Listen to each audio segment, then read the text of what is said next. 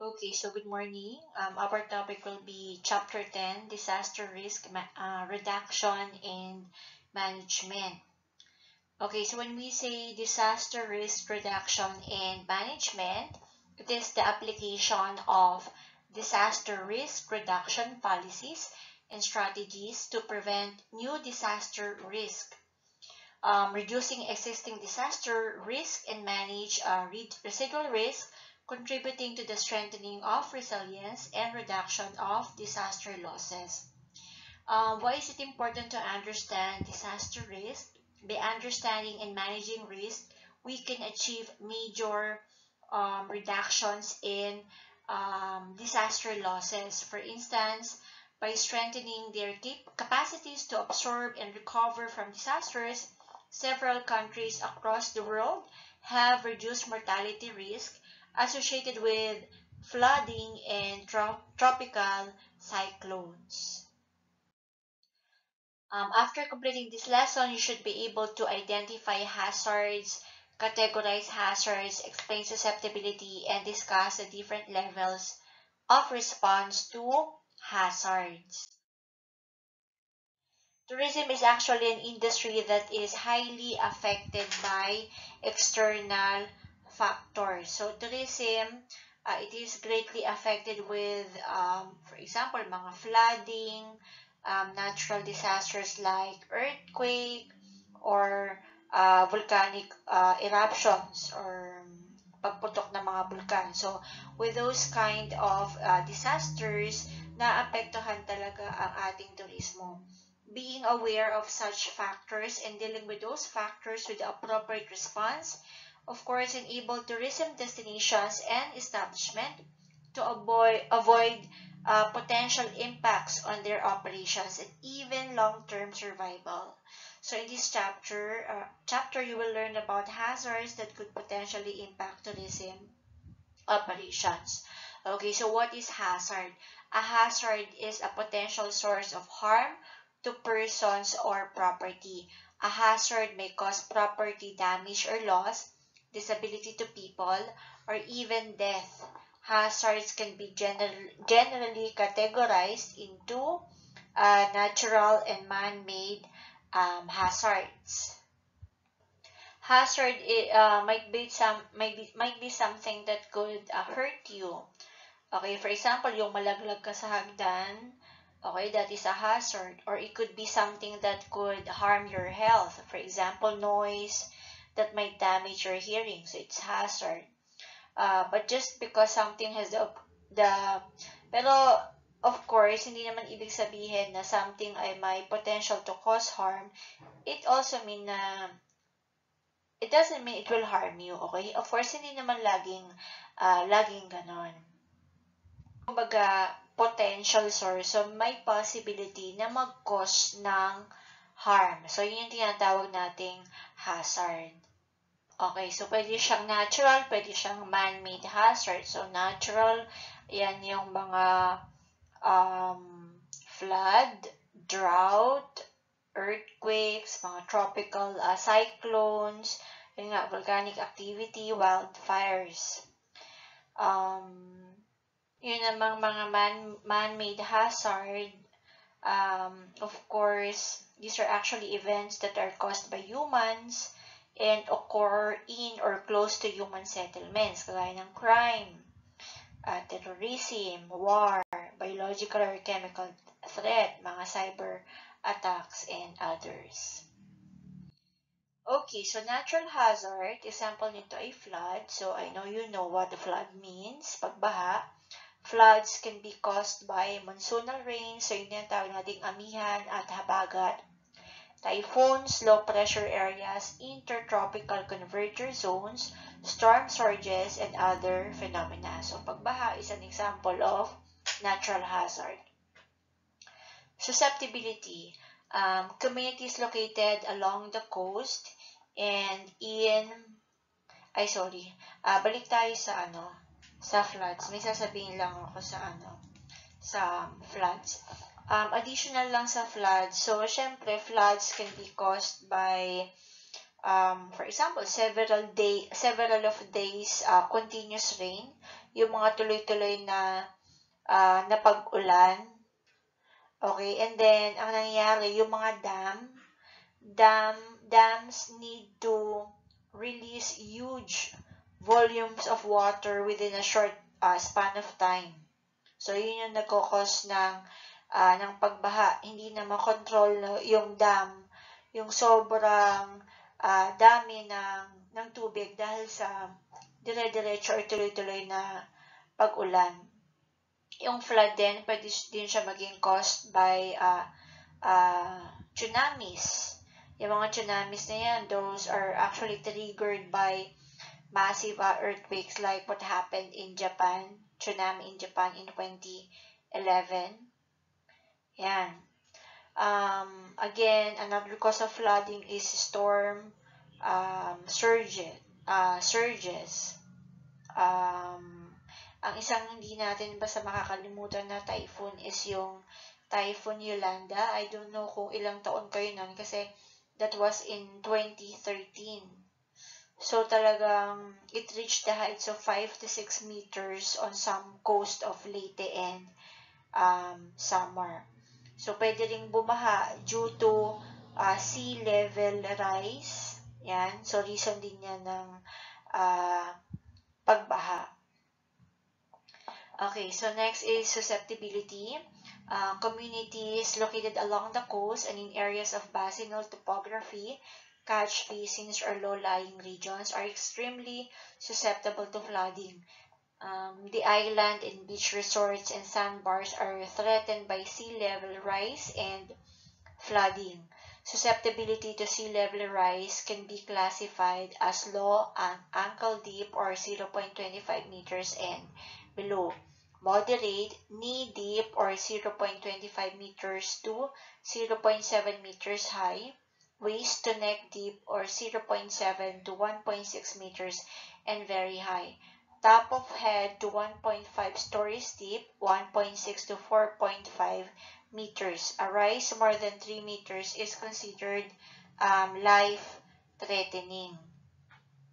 When you say susceptibility, it means the state of being susceptible or easily affected. In natural hazards terms, susceptibility is related to spatial aspects of the hazard. It refers to the tendency of an area to undergo the effects of a certain hazardous process. For example, floods, earthquakes, tsunamis, and subsidence. Kumbaga, pag sinabing susceptibility is gaano ka-susceptible or ka-posible na maranasan ng isang lugar yung hazard. So that is susceptibility. Yeah, so susceptibility means the possibility. Okay, next, liquefaction. Liquefaction, it is a process by which loose saturated sand weakens during an earthquake and behaves like a liquid. So like what you can see in the picture. Okay, so when you say liquefaction, itong liquefaction, it may happen when the ground consists of uncompacted or unconsolidated sand and silt without much clay. So, kumbaga, yung lupa under the ground ay konti lang yung clay niya. So, yung sand and silt, when they're combined together, so nagiging soggy or water saturated due to a high water table. So, anong nangyayari? Yung ilalim, wala masyadong clay. Ang ilalim ng lupa ay sand and silt. So, malambot siya. And the site is shaken long and hard enough by an earthquake. Okay, so dahil nga malambot siya, so madali siyang ma-shaken. So, yun yung liquefaction. Alright, so next is subsidence. Sinking of the ground because of underground material movement. So, sinking, lumulubog. Lumulubog yung lupa. Okay? Kasi gumagalaw yung ilalim. Is most often caused by the removal of water, oil, natural gas, or mineral resources out of the ground by pumping, fracking, or mining activities. Okay, so earthquake, it can be caused by earthquake. So, pag nagkaroon ng lindol, so yung ilalim ng lupa, nagko-collapse siya at nagfo-form ng mga sinkholes. So, yun yung subsidence. Volcanic eruptions present several hazards also. Ashfall can cause respiratory illness and darken skies, making visibility difficult. Lahar, which is a combination of organic debris and water, can erode riverbanks and destroy infrastructure and buildings. So yung lahar kasi, yun yung ibinubuga ng volcano pag ito ay nakakaroon ng eruptions. For sure, of course, hindi nyo na naabutan yung 1991 na Pinatubo eruption, Mount Pinatubo eruption in 1991. So, yung Mount Pinatubo na yan is napakalawak talaga ng naging epekto ng Mount Pinatubo. Iba't ibang lugar yung narating ng lahar na yan. And even dito sa Cavite, as I remember, talagang mas malala pa kaysa sa Taal Volcano eruption. Talagang yung buong paligid puro tawag dito, puro ashfall. Puro ashfall during that time. So, and this time also yung Pinatubo eruption, as in almost different countries in the world, talagang laman ng balita ang Mount Pinatubo eruption. Okay, so, man-made hazard. Dapat wala palang natural hazard dyan. So, man-made na siya. Additional ko lang, earthquake also is, paki-add na lang sa notes nyo, earthquake is also part of natural hazard. So, earthquake is caused by the sudden release of energy in the Earth's crust that creates seismic waves. So, they manifest themselves on the surface by shaking and sometimes displacement of the ground. So, yun, pakidagdagang earthquake sa natural hazards. So, yung PhilVolcs, it is a government agency. It's capital PHILVOLCS. So, it is an agency that makes the classification of earthquake intensity. So, si PhilVolcs ang nagsasabi or nagka-classify kung anong intensity ng earthquake. Kasi meron tayong intensity 1, intensity 2, intensity 3, hanggang, ano ba to? Hanggang intensity 10. Hanggang intensity 10 ang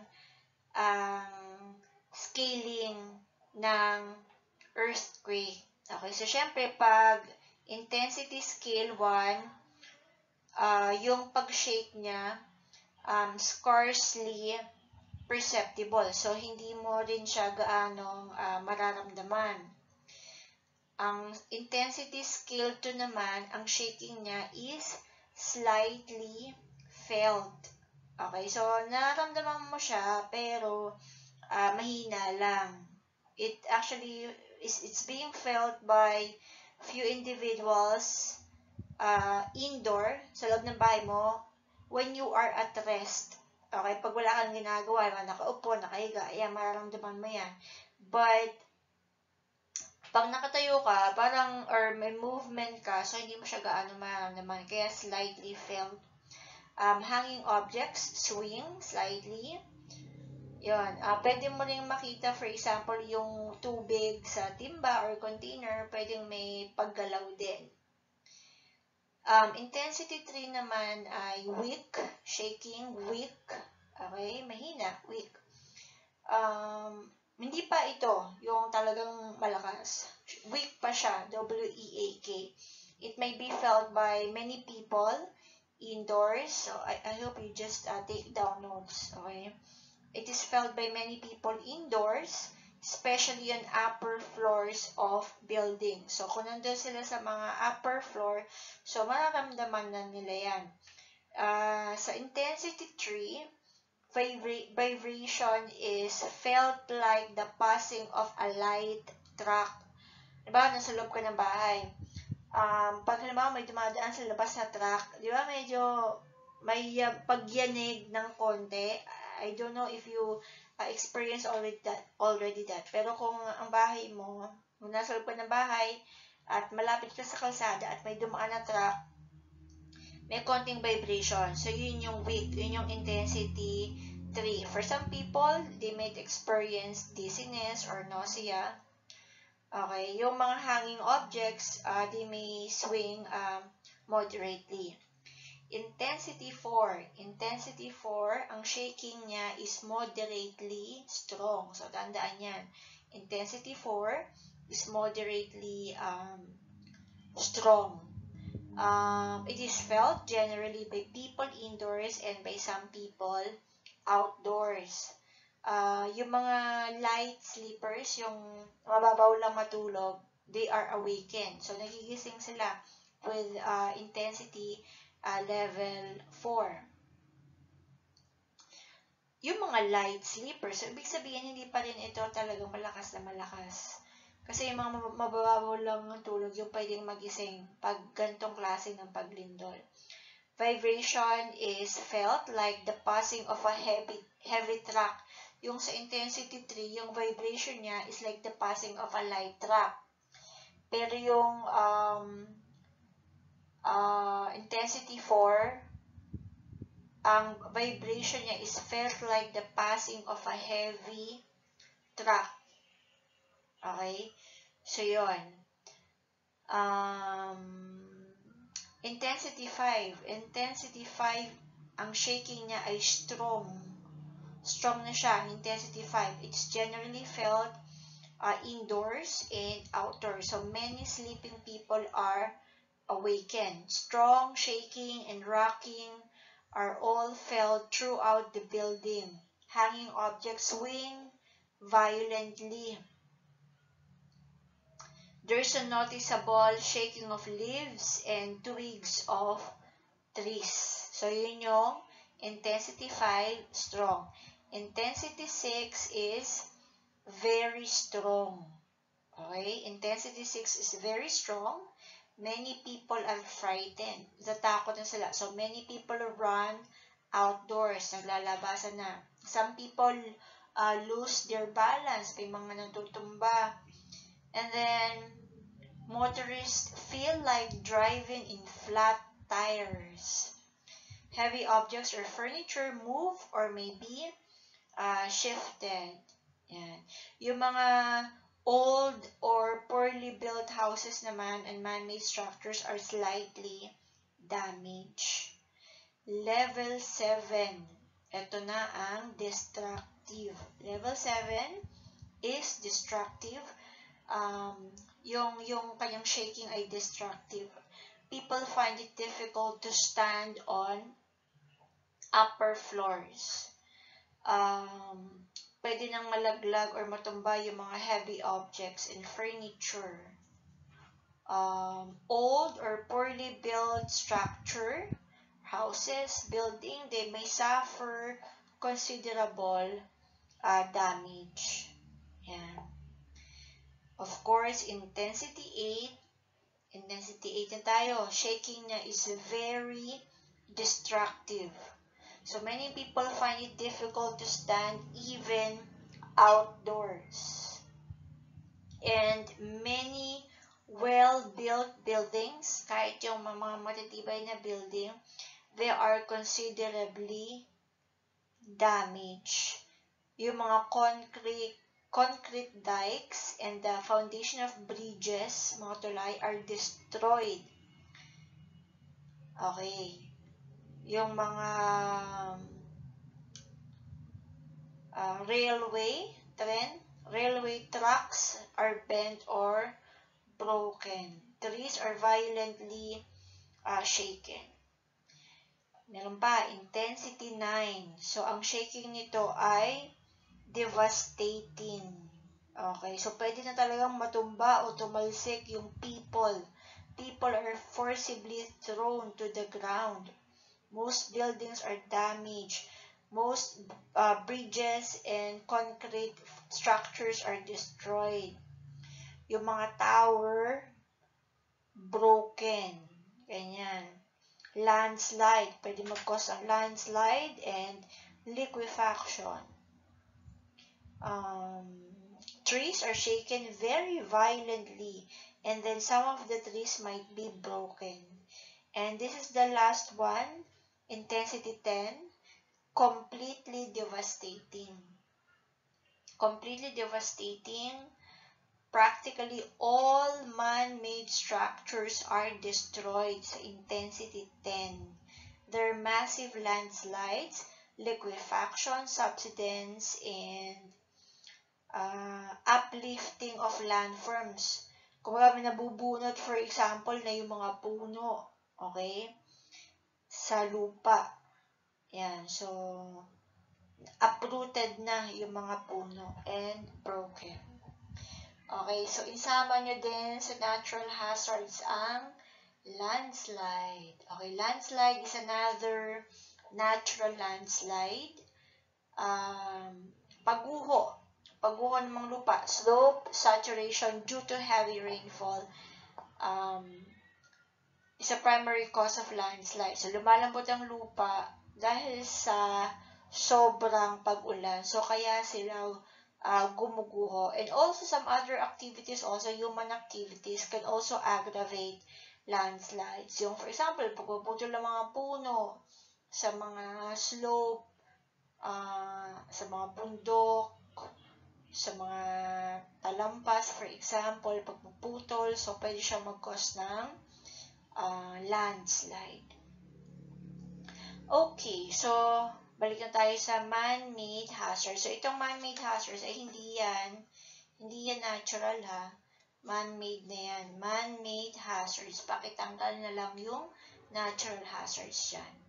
So, man-made hazards can also be created by people. So, tao ang gumagawa. These hazards could be in the form of over-exploitation of natural resources, such as irresponsible mining, and conflicts that arise due to intrusions into protected areas or ancestral domains. Crimes, terrorism, warfare, and pandemics are other examples of hazards caused by humans. Some of the more publicized man-made hazards in the tourism context are the kidnappings of foreigners by Abu Sayyaf, the hostage-taking of Hong Kong tourists at Rizal Park, and recently the COVID-19 pandemic. Okay, so yun yung example ng man-made hazards, so caused by people or created by people. Risk assessment and vulnerability analysis. So when you say risk is the combination of the probability of an event happening and its negative consequences. Risk is the potential loss of lives, health issues, livelihood, assets, and services that may be brought about by a disaster in a community for a period of time. It's under RA number 10121, Risk Assessment and Vulnerability Analysis, or RAVA, involves identifying the hazards in vulnerable populations, areas, and infrastructure. Okay, when you say risk, a risk assessment is actually a process used to identify potential hazards. So, ginagamit natin to identify potential hazards and to analyze what could happen if a disaster or hazard occurs. Risk assessment involves looking outside of an organization to determine that what threats exist that could possibly or that could potentially lead to problems. Okay, so yun yung sa risk assessment. Kumbaga in Tagalog, sa risk assessment, inaalam mo kung ano yung mga threat na that could potentially lead to problem, yung mga threat na pwedeng magdulot ng problema. So yun yung risk assessment. Yun namang vulnerability analysis. So with vulnerability analysis or assessment, it is actually a process that assesses the susceptibility of a community or region to the impacts of hazards such as natural disasters. Importante ang vulnerability analysis kasi ina-identify niya which communities are most at risk and why, so that appropriate measures can be taken to reduce their vulnerability. Okay, meron tayong tinatawag na CLUP. CLUP means Comprehensive Land Use Plan, a rational approach of allocating available land resources as equitably as possible among competing user groups and for different functions consistent with the development plan of the area. Itong CLUP or Comprehensive Land Use Plan, it's actually a government organization siya. Okay? So, importante itong CLUP or Comprehensive Land Use Plan kasi ito yung parang nag-study or nag-aaral ng mga lupa, for example, sa community, at sila yung nagsasabi kung para saan yung lupang yon. Okay? Is it for agriculture, wetland, agricultural land ba siya? Okay? So, sila yung parang nag-identify. Okay? Ang purpose kasi nila is to preserve yung mga resources sa lugar na yon, ma-preserve from distraction or degradation by inappropriate development. Kasi ang gusto ng CLUP ay hindi basta-basta magpatayo, for example, ng isang establishment sa isang lupa. Okay? So, kailangan ay pinag-aaralan nila yan kung pwede ba dyan itayo yung establishment na yon in a way na hindi masira kung ano mang meron doon. Kaya siya yung nag-identify Siya yung nagpa-plan. Siya yung nag-identify ng environmental features, kung ito ba yung wetlands, agricultural lands, and so on. So, yun yung trabaho ng CLUP. According to CLUP, risk levels may be categorized into the following. Okay, so kinakategorize nila yung lupa. Okay, para maiwasan din yung mga hazard and disaster doon sa lugar na yon. Okay, kasi baka mamaya yung isang tourism establishment magpatayo sa isang lugar na pala siya, prone pala siya sa landslide. Okay, so importante ito. Okay, so this is an unacceptable, so hindi pwede. This is an unaccessible risk and is present when there is a high severity of impact which could result in death and total property damage, where mitigation measures by an LGU may be beyond the capacity to implement. So ito, pag na-analyze nila na ang risk level ng isang area na yon ay high, so of course, hindi nila i-allow na itayo, for example, yung isang tourism establishment.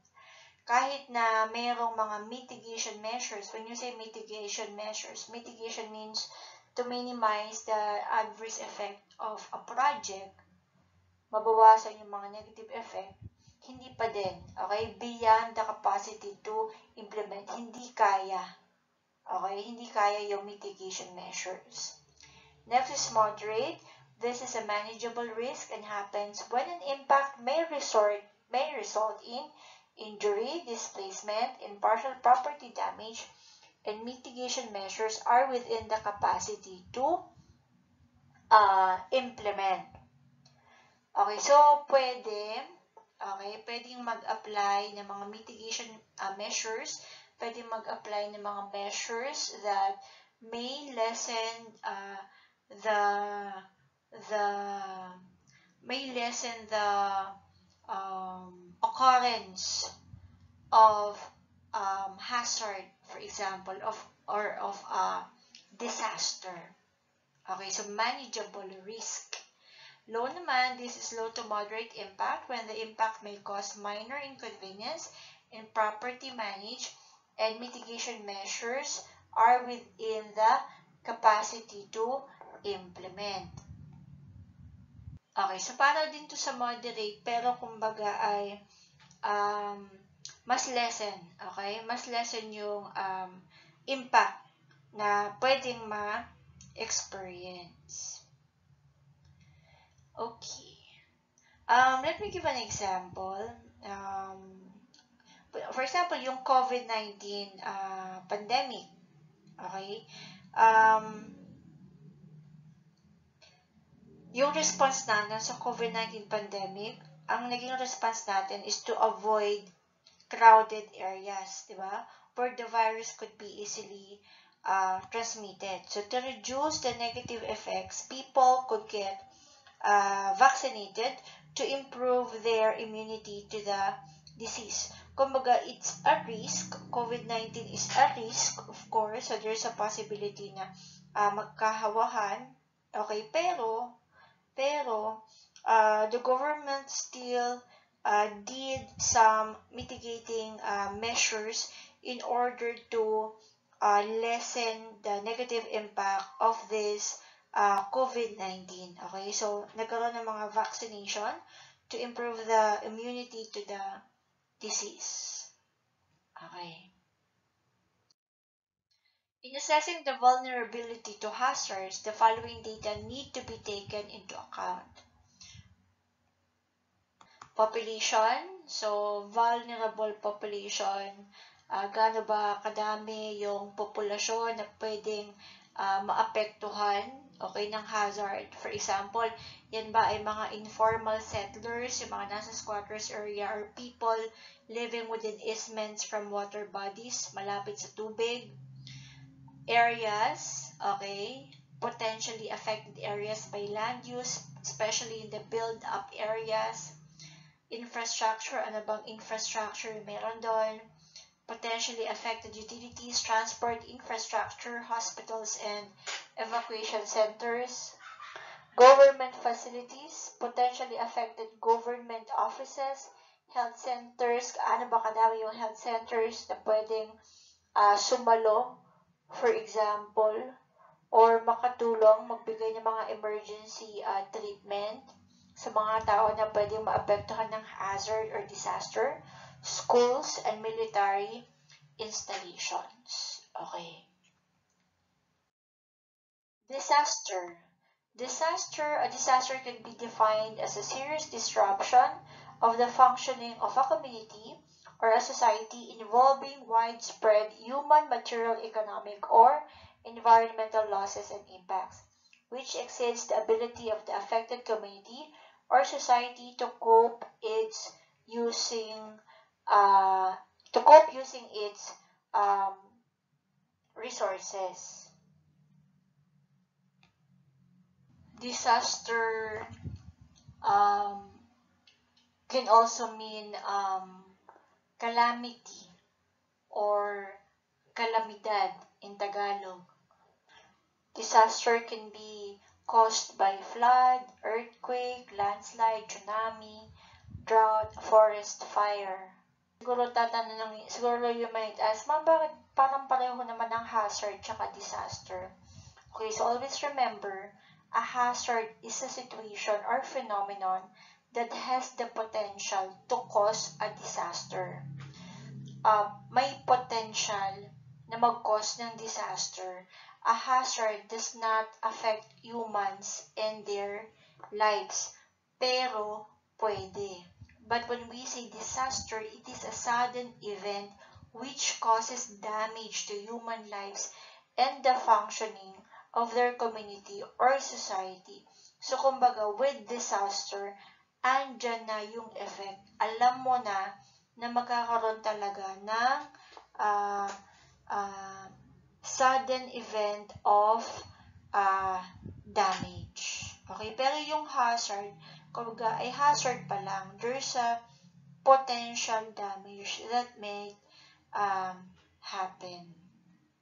Once a hazard becomes active, and it's not just a threat, of course, it will become a disaster. So, disaster risk reduction and management, it is a systematic process of using administrative directives, organizations, and operational skills and capacities to implement strategies, policies, and improve coping capabilities to lessen the adverse impacts of hazards and the possibility of disaster. RA number 101, RA number 10121.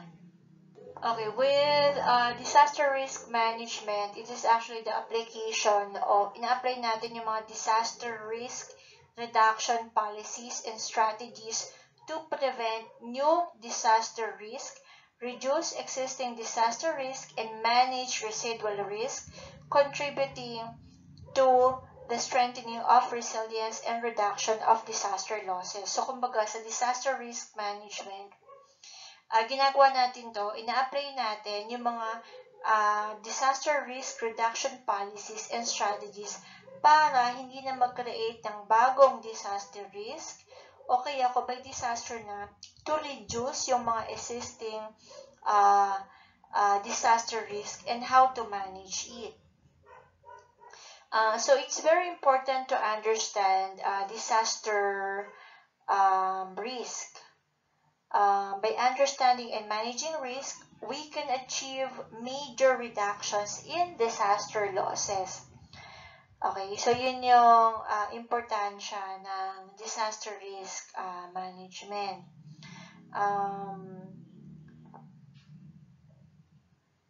Reduction and management cover the following aspects. So we have the prevention, mitigation, preparedness, response, recovery, and rehabilitation. Okay, so paano yung prevention? So prevention is the outright avoidance of the adverse impacts of hazards and disasters. So avoidance, prevent, para hindi na mangyari. They consist of actions taken in advance. Okay, such as the observance of easements, prohibition of construction in high-risk areas such as flood catch basins and along fault lines, imposing building height limits in the vicinity of airports, and engineering designs. So, kumbaga sa prevention, gumagawa tayo ng mga steps, strategies, or plans na hindi na magkukos ng mga disaster. Okay, so dito sa prevention, pinag-aaralang mabuti. For example, you're going to build a building or a hotel. So sa prevention, gagawin pa lang siya. So nakaplano na siya, gaano ba yung height ng building, gaano ba kataas, saan ba ang location ng building, ito ba ay nasa area na prone ang earthquake, ito ba ay so kapag present na yung mga ganong factors, okay, so gagawa na ng mga bagay to prevent the disaster to happen. Okay, so yun yung prevention. Next is mitigation. When you say mitigation, it is the lessening or reduction of the adverse effects of hazards and disasters. So, kumbaga, alam mo na yung gagawin mo ay pwede siya mag-create ng adverse effects of hazards and disasters. So, ang gagawin mo na lang here is to lessen or to reduce kung ano man yung mga adverse effects na yon. The purpose of mitigation is to prevent the occurrence of disasters in the future. For example, yung mga all buildings, including hotels and other tourism-related structures, they must comply with the National Building Code, which includes provisions for fire exits and to have emergency evacuation plans posted in highly visible spots in the building. Next is preparedness. When you say preparedness, it refers to the knowledge and capacities of governments, organizations, communities, and individuals to effectively anticipate, resent to, and recover from the impacts of likely imminent or current hazard events or conditions.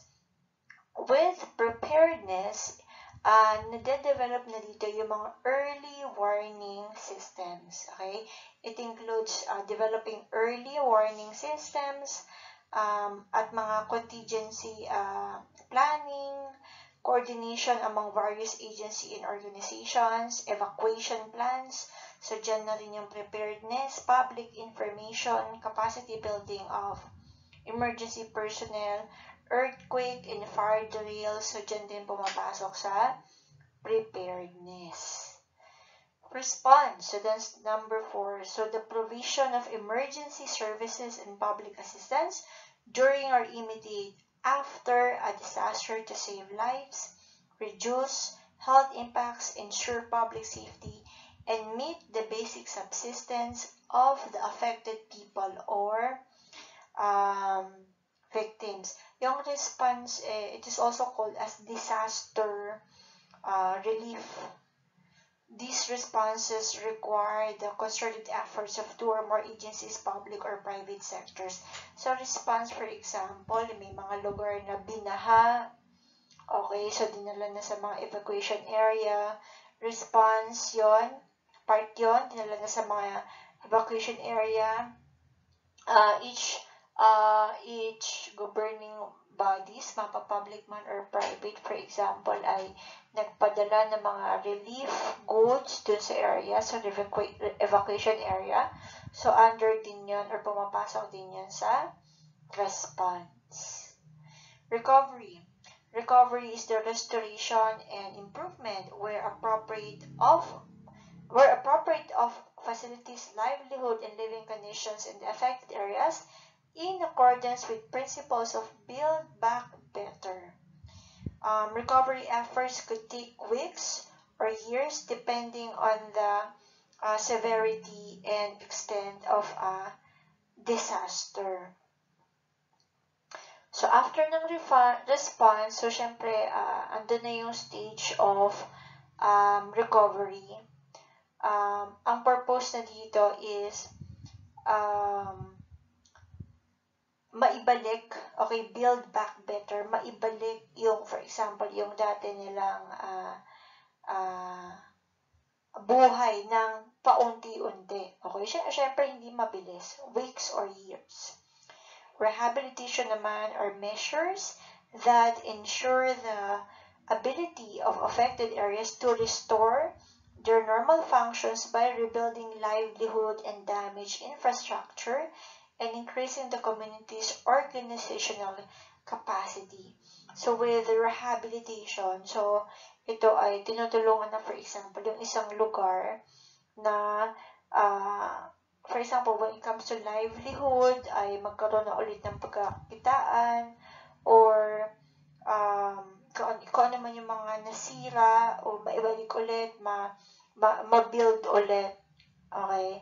So, yun. So, yung rehabilitation. And of course, it's all, like recovery, it's also a long process. Kasi hindi naman ganun kadali na bumalik into their normal functions. Okay, so resilience and vulnerability.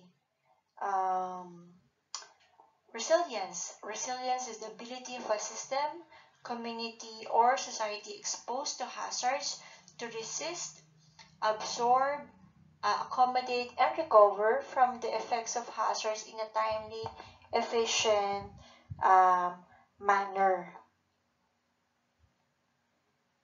Kumbaga sa resilience is ito yung proseso na kung saan For example, yung isang community ay has been affected by disaster or hazard, yung community, they can adapt well. They can adapt well in the face of adversity, trauma, tragedy, threats, or even significant sources of stress. But it's actually the opposite of vulnerability. Ang vulnerability, characteristic and circumstances of an area or community that make them susceptible to the adverse effects of a hazard. So with vulnerability, parang the tendency for an entity to be damaged. The quality of being easily hurt or affected by a disaster or hazard. Parang vulnerable also means like susceptibility. Okay? So, yun yung vulnerability. Sino ba yung mga vulnerable group? Sino ba yung mga usually affected by hazard or risk disaster? So, they are the women, children, elderly, PWDs, ethnic communities, and people living in geographically located and disadvantaged areas. Yung mga nakatira rin sa mga remote areas, sa mga island, remote communities, malalayong communities na walang means of transportation, hindi masyadong maabot, so those are also vulnerable groups.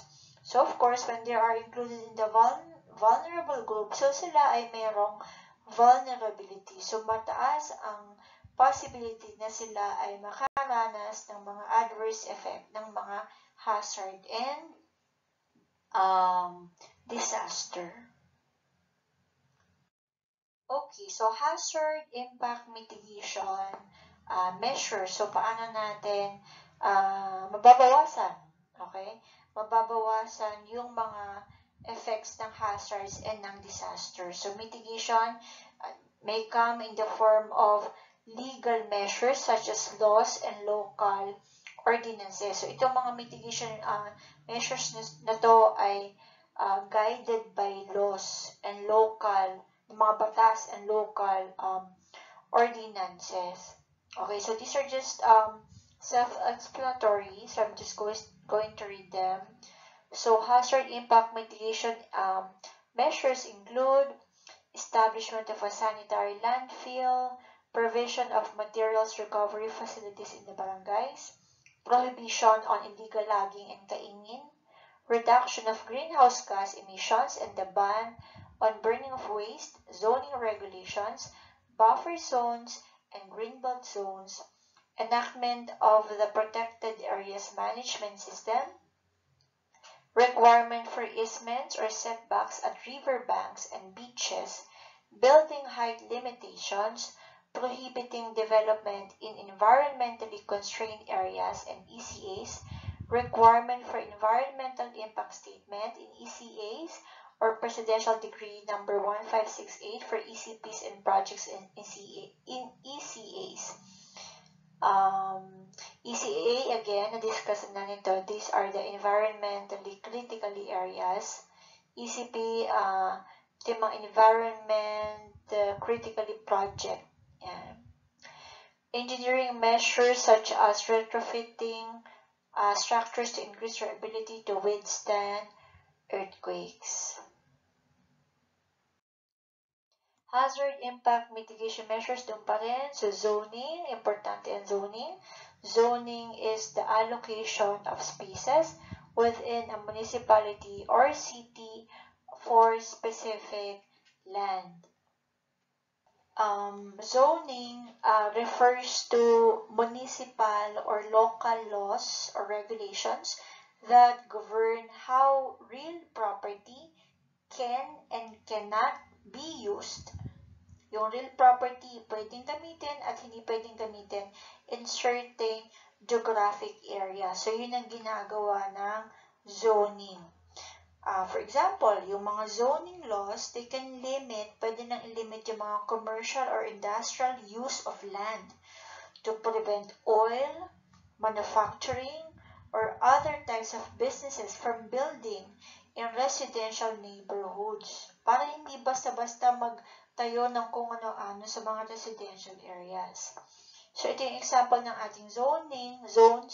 Meron tayong forest zone, agricultural zone, industrial zone, water zone, residential zone, commercial zone, tourism zone, parks and playground zones, special use areas such as cemetery and landfill, mining zone. Okay, so impacts of hazards on tourism. Okay. Hindi ko na siya nilagay. Okay. But when it comes to impacts of hazards on tourism, you can also take down notes. Of course, hazards can cause wasted time and money on lost travel opportunities, diba? Marami ang mga nagkokosto, for example, yung mga flight and boat trip cancellations. Nakakancel yung mga flight, for example, pag may mga typhoon. They can even result in the loss of human lives. Diba? Ano pa ba?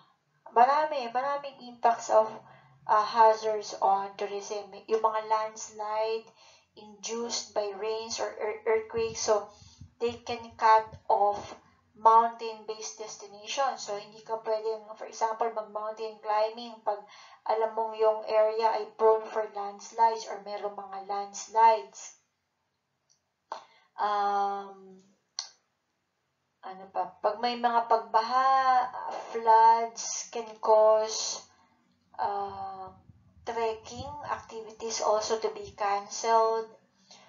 Extreme winds and temperatures also can lead people to cancel sailing, boating, or diving. Siyempre, hindi sila pwedeng, kung masyado malakas ang hangin, di ba? Hindi siya pwedeng magbangka or diving. Sa Boracay, for example, if it could get extremely cold underwater, malamig masyado underwater, at certain months of the year in Boracay. Of course, that shortens the time tourists can enjoy diving.